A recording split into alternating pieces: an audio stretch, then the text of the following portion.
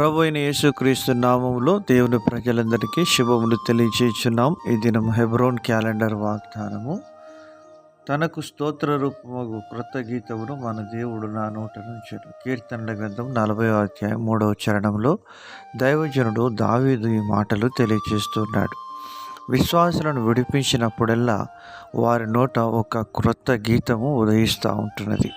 ఎందుకనగా నూతనమైన విధానంలో ప్రభువుని ఆరాధించే ఆ యొక్క విధానాన్ని పరిశుద్ధాత్మ దేవుడు మన హృదయంలో కలిగించే స్థితిని కలిగి ఉంటున్నాడు. ప్రియమైనటువంటి దేవుని ప్రజలారా, ప్రకటన గ్రంథం 14వ అధ్యాయం 3వ వచనంలో అంటున్నాడు, వారు సింహాసనము ఎదుట ఆ 4 జీవుల ఎదుటను పెద్దల ఎదుటను ఒక క్రొత్త కీర్తన పాడుచున్నారు.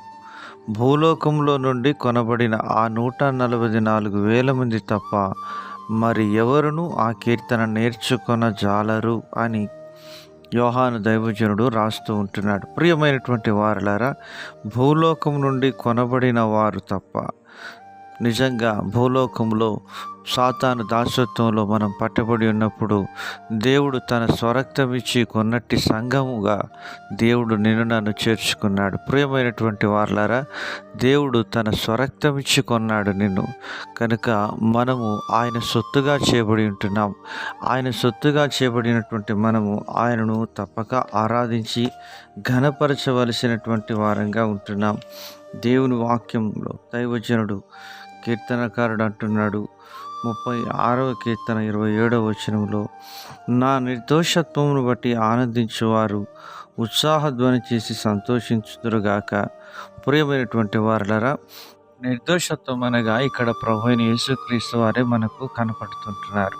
ఆయన నిర్దోషిగా పాపులలో చేరక ప్రత్యేకంగా నివసించి ఆకాశమండలం కంటే మిక్కిలి ఎత్తైన ప్రధానయాజకుడిగా ఉంటున్నాడు. మనమును ఆయనను పోలి నిర్దోషత్వాన్ని కలిగి మన జీవితంలో దేవుణ్ణి మహిమపరిచే వారంగా ఉండాలని దేవుని వాక్యం సెలవిస్తూ ఉంటున్నది.